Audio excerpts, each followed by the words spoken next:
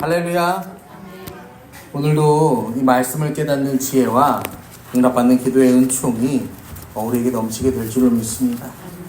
여러분, 오늘 저희는 로마서를 살펴봅니다. 여러분, 로마서는 신약 성경에 포함된 여러 편지, 서신서들 중에 한 편이에요. 27권의 신약 성경이 있거든요. 27권의 신약 성경이 있는데 21편의 서신서가 있어요. 그러니까 27권 중에 21편이 서신서예요. 그 다음에 21편 중에 13편이 바울이 쓴 바울 서신입니다. 그리고 이 로마서는 그 중에서 가장 이 중요도가 높다라고 할 수 있는 그런 성경이죠. 그리고 서신서들 중에서도 마태, 마가, 누가, 요한, 사도행전 이 5개의 역사서 다음에 바로 붙어서 나올 정도로 이 중요한 위치를 차지하고 있습니다. 그래서 학자들은 이렇게 로마서를 표현하기도 합니다.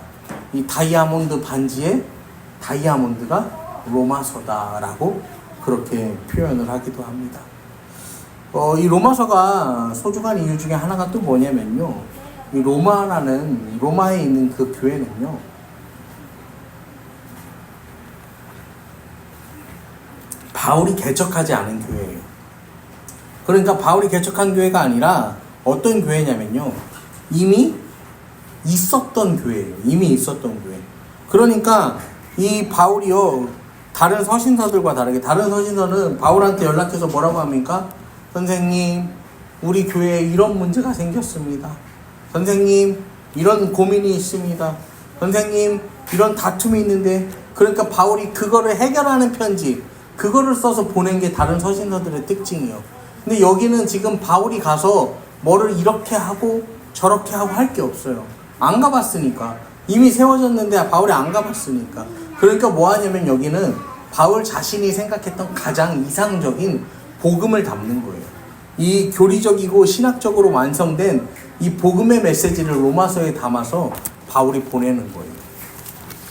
자, 그렇게 선포되는 이 메시지를 우리가 한번 오늘 보도록 하겠습니다. 이 로마 교회가 어떻게 시작됐는지 우리가 그 배경을 한번 생각을 해볼게요. 오늘은 성경을 좀 막 같이 찾아볼까요? 우리 사도행전 말씀으로 한번 넘어가 보도록 하겠습니다. 사도행전 2장의 말씀을 우리가 보시면요. 사도행전 2장 8절 말씀을 읽어보겠습니다. 우리 각 사람이 난 곳 방언으로 듣게 되는 것이 어찌 되느냐. 이게 뭐냐면 오순절 성령 강림 사건으로 말미암아서요. 이 제자들이요 어떻게 합니까? 갑자기 성령으로 충만해서 담대해져서요. 밖으로 나가요. 밖으로 나가서 그 유월절을 맞아서 수많은 이 디아스포라 유대인들이요. 유월절을 지키기 위해 찾아온 디아스포라 유대인들이 많은데 각기 그 사람들의 말로 막 뭐 하는 거예요? 복음을 전하기 시작하는 거예요. 그런데 9절에 보면 우린 바데와 메데와 엘람과 메소보다미아, 유대와 갑바도기와 본도와 아시아. 이게 어디냐면은 우리가 지금 아는 소아시아, 터키 지역입니다. 터키 지역. 그 다음에 10절에 부르기아와 밤빌리와 애국과 및 구레네에 가까운 리비아. 여기는 어디냐면 요 밑으로 해서 애국과 우리가 아는 아프리카, 이 중동 지역을 말하는 거예요. 아시아 쪽으로. 그 다음에 또 로마로부터 온 나그네 곧 유대인과 유대교에 들어온 사람. 그러니까 로마로부터 왔는데 누구예요? 유대인과 유대교에 들어온 사람. 그러니까 유대인과 누가 들어왔냐면 헬라인인데 유대인들이 뭐 한 거예요? 개종을 시킨 거죠. 그래서 온 사람들이 이 성령 강림 사건을 통해서 베드로가 여기서 막 설교를 하잖아. 베드로가 설교했더니 무슨 일이 일어납니까? 3,000명이 회개하고 5,000명이 회개하고 수없이 많은 사람들이 회개하고. 그러니까 지금 유대교, 여기 모인 사람들은 뭐예요? 그리스도인이 아닙니다. 여기 모인 사람들은 어떤 사람들이냐면은 유대교를 믿는 사람이에요. 유대교, 율법을 믿는 사람들. 이 율법을 믿는 사람들, 그렇게 흩어진 유대인들이 로마에 가서 회당을 세웠다라는 거예요. 그리고 회당을 세우는 데서 그치지 않고 이 헬라인들을 데려다가 뭐 한 거예요? 이 율법을 전하고 이들을 개종을 시킨 거죠. 그리고 그 사람들을 데려와서 뭐 하는 거야? 지금 유월절을 지키기 위해서 온 거야. 근데 여기서 그렇게 모인 수많은 사람들 중에 로마에서 온 사람들도 있는데 이 사람들이 바울이 전하는 메시지를 듣고 뭐 한 거예요? 회심을 한 거죠. 회심을 해서 그리스도인이 되는 거예요. 그리스도인이 되어서 뭐 하는 거예요? 이제 로마로 돌아가서 그곳에 교회를 세웠죠. 그렇게 세워진 교회가 로마 교회다라고 여러분들이 이해하시면 돼요. 자, 로마 교회가 그렇게 세워졌습니다. 로마 교회가 그렇게 세워졌는데, 이 로마 교회가 이제 이 로마라는 그 나라에 의해서 풍파를 겪게 돼요. 사도행전 18장으로 넘어가 보세요.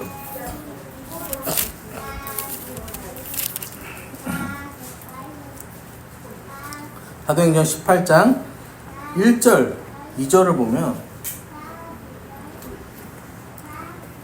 그 후에 바울이 아덴을 떠나 고린도에 이르러 아굴라라 하는 본도에서 난 유대인 한 사람을 만나니, 글라우디오가 모든 유대인을 명하여 로마에서 떠나라 한거로 그가 그 안에 브리스길라와 함께 이달리아로부터 새로 온지라 바울이 그들에게 가매. 이 브리스길라와 아굴라 부부를 만나요. 이 사람들이 누구냐면 로마에 살다가 쫓겨난 사람들이에요. 이들과 같이 바울이 천막을 만들면서요, 1년 6개월이라는 시간을 동역을 합니다. 그들을 통해서 이제 바울이 로마 교회의 상황을 접하는 거죠. 이렇게 들려온 예루살렘 교회에 전해오는 그런 사정들도 있었을 테고, 또 거기에 있다가 나온 브리스길라와 아굴라를 통해서 듣는 소식도 이제 있는 거죠. 그런데 이제 그러니까 로마 교회의 특징을 우리가 다시 정리해 보면, 로마 교회는요, 처음에 시작이 어떻게 되냐면 율법을 중요하게 여기는 유대인들이 가서 뭘 하는 거예요? 유대교 회당을 세운 거야. 그리고 헬라인들을 개종을 시켰어. 그런데 이 사람들이 성령 강림 사건으로 회심하고 돌아와서 교회를 세우는 거야. 그러니까 교회를 세워서 이렇게 잘 되는가 했는데, 로마 정부의 박해로 인하여서 유대인들이 쫓겨나는 거예요. 유대인들이 이제 로마에서 쫓겨나는 거예요. 그러다 보니까 아무래도 율법에 조금 매여 있는, 율법을 강조하는 유대인들이 로마 교회에서 어떻게 되는 거예요? 쫓겨나는 거죠. 이 로마 교회에서 사라지게 되는 거예요. 그러니까 이 교회가 어떻게 되냐면 율법이 아니야. 남아있는 사람들은 헬라인들이잖아, 다. 그러니까 이 사람들은 율법보다는 행위거든요. 그래서 율법과 행위의 딜레마에 빠진 교회예요. 한마디로 얘기하면 덩치는 큰데 뭐가 빠진 거예요? 핵심, 알맹이가 없는 교회가 이 로마 교회다라고 생각을 하시면 돼요. 자, 로마서는 이런 상황에 처해 있는 교회에 전하는 편지입니다. 편지. 여러분, 단순한 교리 전달이 아니라 사도 바울이 생각하는 완성된 복음의 정수, 그 핵심이 담겨있는 편지가 바로 로마서라는 편지예요. 그래서 이러한 배경을 보고 우리가 로마서를 봐야 하는 것입니다. 자, 그런데 여러분, 우리가 로마서가 뭐라고 했죠? 성경적 분류로는 서신서라고 했죠. 여러분, 우리가 서신서를 읽을 때는 뭐가 중요할까요? 서신서를 읽을 때는 뭐가 중요할까요, 여러분? 분위기가 중요합니다. 분위기가. 아니, 여러분, 연애편지 받아봤어요? 안 받아봤어요? 연애편지 받아봤어? 안 받아봤어? 이 연애편지 받을 때, 막 이렇게 해갖고 이렇게 읽는 거야. 사랑하는 당신에게, 사랑하긴 뭘 사랑해, 이러면서, 그냥 이거를 무미건조하게 이렇게 받아들이진 않잖아요. 응? 우리가 그런 메시지를, 이렇게 편지를 받을 때, 누군가에게 이렇게 문자를 보내고 뭐 이럴 때, 뭐 합니까? 여기에 마음을 담아서 보내는 거예요. 마음을 담아서. 그러니까 서신서를 읽을 때는 편지니까 분위기를 잘 알아야 돼요. 분위기가 중요해요. 로마 교회의 분위기가 어떻다고 했죠? 율법. 유대인 중심 그리스도인들은 뭘 강조하는 거야? 율법. 그 다음에 이방인 중심, 그 헬라인 중심의 그리스도인들은 율법 아니라 믿음만 있음, 믿음이야. 이게 혼재된 상황이라는 거를 우리가 알아야 되는 거예요. 자, 이 분위기에서 한번 로마서를 우리가 보겠습니다. 로마서 1장 1절. 예수 그리스도의 종 바울은 사도로 부르심을 받아 하나님의 복음을 위하여 택정함을 입었나니. 바울이요 로마에 보낸 편지인데 시작부터 어떻게 들어가는 거야? 예수 그리스도의 종 바울은, 여기 로마 교회는 바울이 안 가본 교회잖아요. 안 가본 교회 사람들한테 편지를 썼어요. 그러면은 당연히 뭘 써야 돼요? 자기 소개를 구구절절하게 해야 될 거 아니야. 내가 누군지, 내가 어떤 사역을 하는지, 내가 어떤 힘듦에 있는지를 얘기를 해야 될 거 아니에요. 그런데 예수 그리스도의 종 바울은 이렇게 한 다음에 사도로 부르심을 받아 하나님의 복음을 위하여 택정함을 입었다. 바로 하나님의 복음을 말하는 거예요. 복음을 강조하는 거죠. 왜냐면은 이게 뭐냐면은 헬라파 그리스도인들, 이방인 중심의 그리스도인들을 의식해서 하는 표현인 거예요. 그래서 야 복음 이 복음으로 강렬하게 뚫고 들어가는 거예요. 그러면서 2절에 뭐라고 합니까? 이 복음은 하나님이 선지자를 통하여 그의 아들에게 관하여 성경에 미리 약속하신 것이다. 그럼 이건 누구를 의식한 표현이겠어요? 성경에 미리 약속한 표현. 이건 누구예요? 유대인들, 이 정통파 유대인들을 배려하는 표현인 거죠. 여러분, 복음을 이해할 때 여러분 우리가 기억해야 되는 게 뭐냐면요, 성경 전체가 복음이라는 사실 여러분 기억하셔야 돼요. 여러분, 구약은 복음입니까 아닙니까? 구약도 복음이다. 초대교회는 다 뭘로 세워졌어요? 초대교회는 다 어떤 성경적 배경을 가지고 세워졌어요? 구약을 가지고 세워졌어요. 우리가 때로 조금 오해하는 게 구약은 좀 캐캐묵은 구태의연한 그런 성경이고 신약이 진짜 복음의 정수 아니냐. 그러는데 여러분, 이 구약이든 신약이든 이 모두가 다 뭐라는 거예요? 복음이다라는 사실, 복음의 메시지라는 사실 여러분 기억하시기를 바랍니다. 그래서 3절에 이제 그 아들에 관하여 말하면 육신으로는 다윗의 혈통에서 났고, 육신으로는 다윗의 형을 통해서. 이게 뭐냐면요, 이 로마 교회 사람들을 위해서 바울이 계속 왔다 갔다 하는 거야. 왜냐면은 로마 교회 안에 있던 대표적 이단 사상 중에 하나가 뭐였냐면 가현설이라는 사상입니다. 이게 뭐냐면은 예수님이 실제로 오신 분이 아니라는 거야. 그 구원의 역사를 이루기 위해서 이렇게 예수님이라는 존재가 나타났는데 이게 마치 환상처럼, 응? 그렇게 우리 눈에 보이고 우리가 그렇게 느꼈다, 이제 그런 거거든요. 그래서 예수님이 실제로 오신 게 아니에요. 어떻게 하나님의 아들이 이 땅에 실제로 올 수 있냐? 어떻게 하나님의 아들이 인간의 몸으로 올 수 있냐? 왜냐면 이 시대는 어떤 이단주의 사상이 팽배하면 영지주의, 그러니까 육신은 아무것도 아니라는 거예요. 영혼이 중요하다는 거거든요. 이게 팽배한 시절이에요. 그래서 이 바울이요, 완전한 인간, 실제적 역사임을 증언하는 거예요. 육신으로는 다윗의 혈통. 예수님의 혈통을 타고 올라가 봐라. 예수님의 혈통에는 예수님 다윗의 혈통인데 여기에 어떤 조작도 없고 오차도 없다. 그걸 말하는 거죠. 여러분, 예수님께서 그런 어떤 환상적인 모습으로 오셨다면요, 이 대속이 됩니까? 예수님이 인간의 모습으로 오지 않으셨다면 예수님은 완전한 대속의 제물이 되실 수 없어요. 100% 예수님은 사람으로 이 땅에 오셨어요.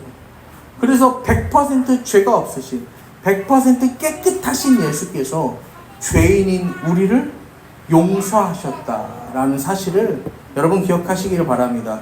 여러분, 예수님은 몇 프로 사람이라고요? 100% 사람이야. 예수님은 몇 퍼센트 하나님의 아들이에요? 100% 하나님의 아들임을 여러분 기억하시기를 바랍니다. 자, 이렇게 육신으로는 다윗의 혈통으로 우리 예수님 오셨어요. 그 다음에 로마서 1장 4절을 보면 성결의 영으로는 죽은 자들 가운데 부활하사 능력으로 하나님의 아들로 선포되셨으니 우리 주 예수 그리스도. 여러분, 예수님이 뭘로 오셨대요? 영으로 오셨다. 성결의 영. 여러분, 또 하나의 이 로마 교회 안에 있는 이든이 뭐냐면요, 예수님이 영적으로는 아무 의미가 없다는 거야. 그냥 사람의 아들이다 이렇게 주장하는 사람들도 있었어요. 그냥 사람의 아들, 우리보다 조금 나은 괜찮은 사람. 그래서 세상에서도 말하는 예수님 무슨 세계 4대 성인, 그렇게 좀 뭐 그런 식으로도 비하해서 말하잖아요. 그런 것처럼 예수는 좀 괜찮은 사람, 율법적으로 굉장히 완벽하고 정말로 그 율법을 그대로 실천할 수 있었던 사람이 예수다. 또 그렇게 말하기도, 그렇게 주장하는 사람들도 있었어요. 여러분, 우리보다 조금 나은 사람이 아니에요, 예수님은요. 예수님은 하나님의 아들이시고요. 예수 그리스도, 우리를 구원할 메시아, 구원자이시다라는 사실을 여러분 믿으시기를 바랍니다. 자, 그 예수께서 이제 어떻게 해요? 그 예수를 바울이 소개하는 거예요. 여러분, 지금 로마서가 시작됐는데 바울이 인사해요, 안 해요? 인사 안 해. 인사 안 하고 뭐부터 들이미는 거예요? 복음부터 막 들이미는 거야. 하나님의 복음이 이거다. 예수는 이런 분이다. 막 이야기를 하는 거예요. 여러분, 바울이 로마에 가고 싶은 이유가 뭐냐면요, 바울은요, 복음을 제대로, 이 바른 복음을 전하고 싶어서 그런 거예요. 로마의 바른 복음을 전하고 싶은 거야.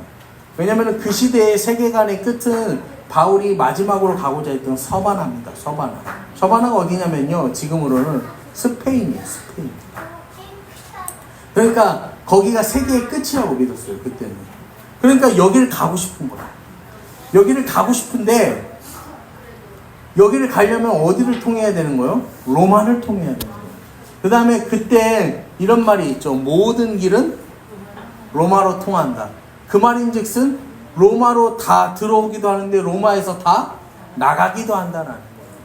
여러분, 로마에서 다 나가. 여러분, 그리스 헬라 문화가요, 세계로 다 퍼집니다. 여러분, 우리나라에 이 절에 가면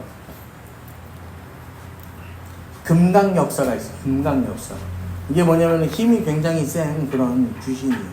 자, 근데 이 금강 역사가요, 이 문화를 타고 들어오면서 금강 역사가 되는 건데, 이게 헬라 문화로요, 다시 거슬러 올라가면 금강 역사가 누군지 아세요?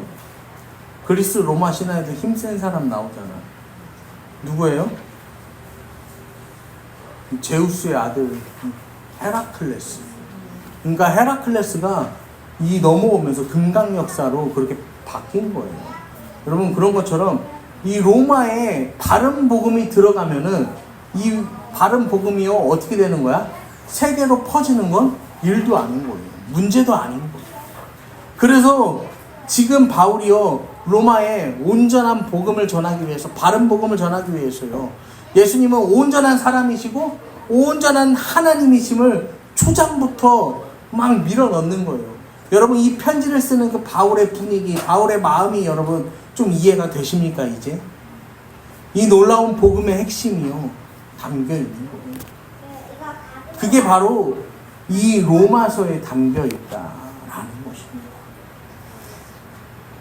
그리고 이 로마서의 편지를요, 지금 이 시대를 사는 우리가 또 뭐 하고 있어요? 편지를 듣고 있죠. 우리가 이 편지를 듣고 있단 말이에요. 여러분, 우리도 오늘날 뭐예요? 세상에 보내심을 받은 예수 그리스도의 메시지, 메신저, 이 편지예요.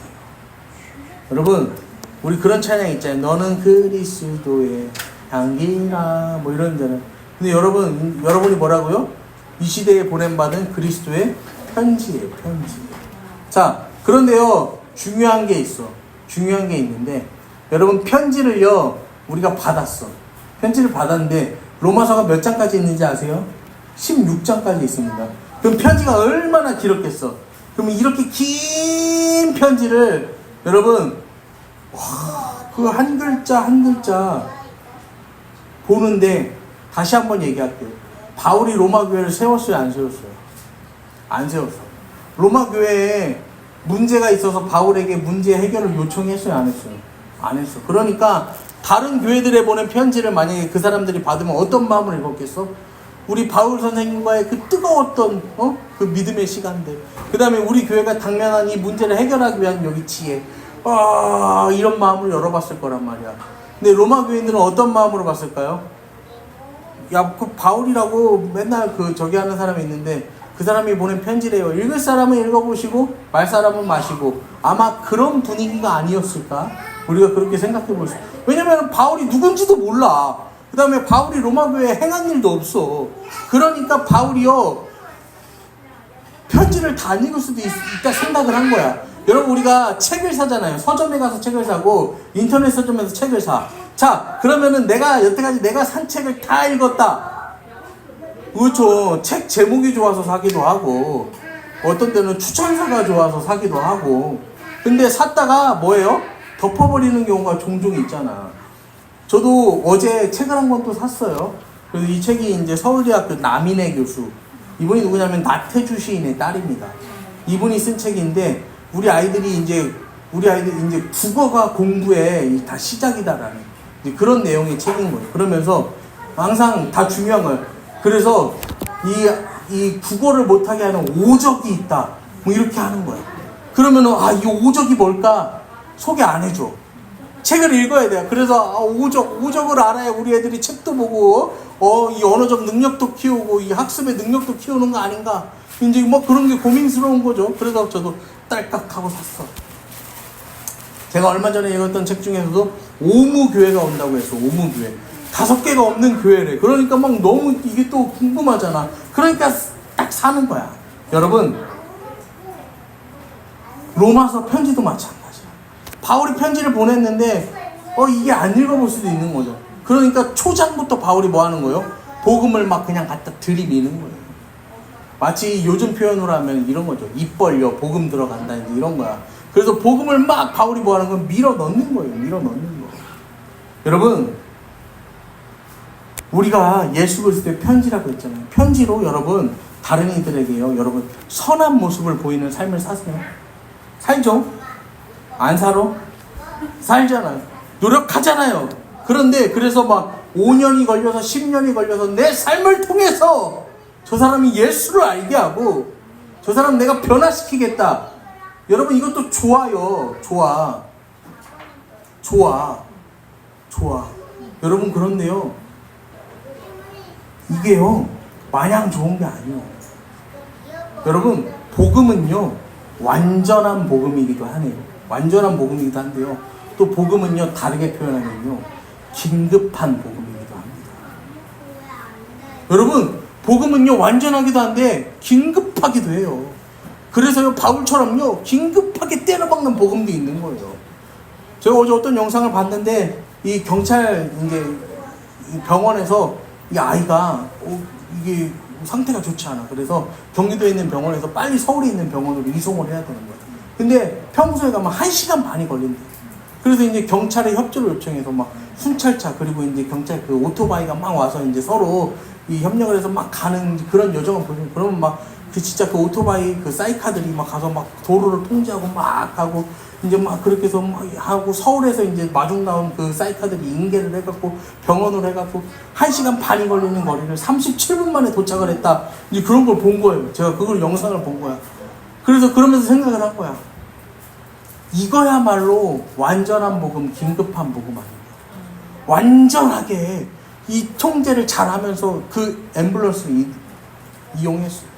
이게 119가 아니요. 그냥 사설 앰뷸런스거든요. 그런데도 경찰들이 막 이걸 호위해서 가니까 사람들도 그걸 보면서 무슨 생각을 했겠어요.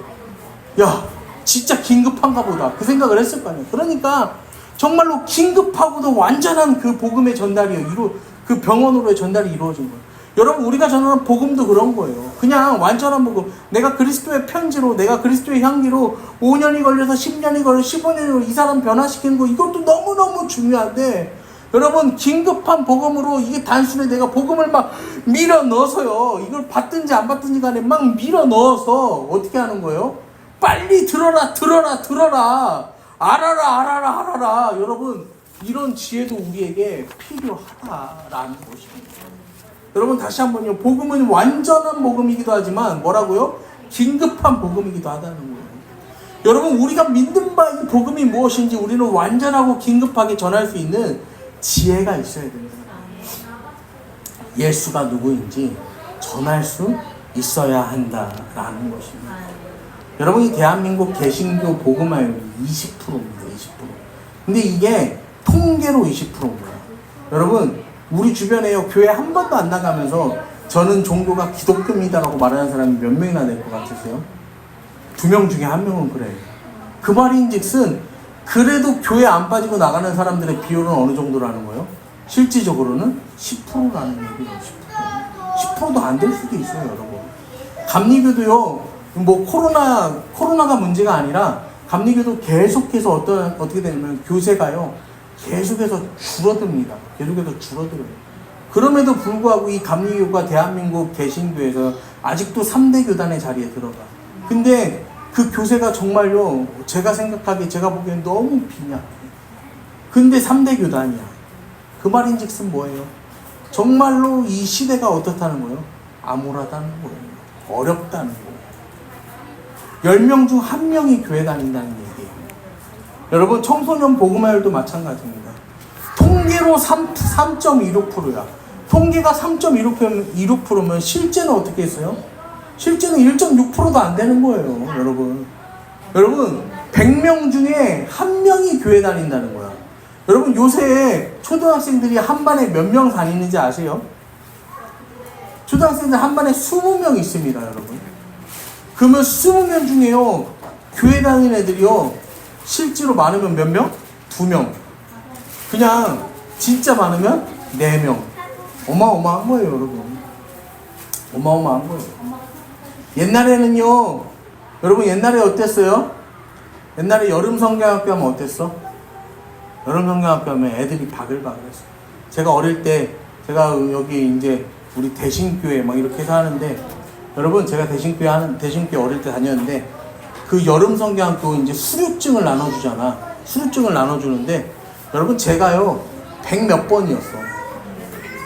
제가 어릴 때 교회 학교 다닐 때 이 수료증을 받는데 제가 100 몇 번이에요. 100 몇 번. 그렇다고 우리 교회에 이 주일학교가 100명이 됐냐? 여러분 우리 교회 주일학교가 100명이 됐을까요? 안 됐을까요? 안 됐어. 그런데 그때만 되면 그냥 막 불러다가 채워다가 그렇게 앉아있어. 지금도 기억나. 그때 막 이렇게 해갖고 어떻게 하냐. 전도가 어디서 요즘같이 그렇게 머리 써서 전도하는 거예요. 뒤에다 뭐 합니까? 북 하나 덜렁 메고 여기다 다리에다가 북 이거 해갖고 빵빵 치고 다니면 어떻게 해요? 애들이 야 북 친다 이러면서 막 따라오는 거야. 그럼 와갖고 막 그냥 여름학교 그냥 하는 거예요. 여러분 제가 전도사가 돼서요 군대를 다녀와서 전도사가 돼서 사역을 시작했어요. 그리고 우리 교회에서 이제 이 여름 성경학교 하는데 제가 여름에 이제 처음에 겨울에 맞다 시작하는데 주일학교 애들이 2명 있었어. 2명. 여름 성경학교 하는데 여름 성경 수료증을 57번까지 끊어줬어. 여러분 그러니까요 그 시대 한 15년 전만 해도 어땠어요? 그래도 애들이 몰려오던 시대였단 말이에요. 근데 이제는요 안 와요. 애들이 안 와. 오지 않아요. 우리 예모도 이 해천 유치원 다니고 지섭이도 이 배재 유치원 다녀. 이 두 유치원의 특징이 뭐냐면은 기독교 유치원이라는 거죠. 그렇다고 막 기독교 교육을 막 엄청나게 하진 않습니다. 왜냐면은 그렇게 했다가는 여기는 완전 사립 유치원이 돼버리는 거거든요. 그러면 국가 지원을 하나도 못 받아. 그래서 이제 뭐 좀 기독교 교육이 물렁물렁하게 들어가요. 근데 뭐 해천 유치원 같은 경우에는 시작할 때 기도하고 아침에 일과 시작할 때 기도해. 선생님이 기도하고 그 다음에 또 누가 기도하냐면 애들이 돌아가면서 기도해요. 그 다음에 생일할 때도 막 기도해주고 한 달에 한 번씩 예배도 드려. 코로나 전에는 일주일에 한 번씩 예배 드렸대요. 여러분 그런데요 거기 그렇게요 교회 안 다니는 사람도 막 아이들을 보내. 왜 보낼까요? 이 유치원 좋으니까, 유치원 잘 가르치니까, 아이들이 인성교육에도 좋고 뭐 어떤 환경이나 이런 것도 만족스러우니까 뭐 하는 거예요? 보내는 거예요. 여러분 믿는 사람들이요 내 자녀 이 믿는 자녀 믿음의 자녀로 자라기를 바라면서요 그 유치원을 보내는 게 아니요. 그냥 뭐예요? 안 믿는 사람들이 오히려 더 뭐 하는 거예요? 보내는 거야. 여러분 저기 막 삼육초등학교 이런데 여러분 믿는 사람들이요 내 자녀를 거기 넣고 싶어서 난리요. 믿는 사람들이 막 옛날에 막 그랬어. 지금은 좀 입결이 많이 떨어진 것 같은데 옛날에 거기 막 영어도 잘하고 공부도 잘하고 막 그래야 됐거든. 근데 뭐 믿는 사람들이 오히려 더 알려. 왜냐면 가면은 이 자녀가 조금 더 이 사회에서 나은 사람으로 자랄 거라는 그런 생각을 가지고 보냈던 거예요. 여러분 복음이 완전한 시대를 우리가 산다고 생각하세요? 여러분 완전한 복음의 시대를 살고 있다고 생각하십니까? 아니죠. 이런 시대의 사회의 모습은 여러분, 우리가 긴급한 복음의 시대를 살고 있다고 생각되세요? 아니죠. 믿는 사람들도요, 이 믿는 사람들의 복음도 완전하지 않고 긴급하지 않아요. 이 시대의 복음이요, 완전하지 않고 긴급하지 않다니까요. 여러분, 여러분이 여러분의 이웃, 여러분의 직장 동료, 여러분의 가족, 여러분, 어지간하면요, 예수 모릅니다. 어지간하면 예수 몰라요. 예수 안 믿어요. 여러분, 그들에게 여러분 무엇을 전하시겠습니까? 여러분, 그렇게 점점 녹아드는 그런 복음, 시간이 필요한 복음도 중요하지만 긴급한 복음, 강력한 한 방에 있는 메시지도 중요하다는 거예요. 여러분, 그러한 여러분의 복음을 찾아가는 인생 되시기를 이 시간 축복합니다. 여러분의 복음, 긴급한 복음, 완전한 복음, 나의 복음이 있어야 한다는 거예요. 여러분, 이 시간 여러분께 질문합니다. 여러분의 복음은 무엇입니까? 당신의 복음은 무엇입니까?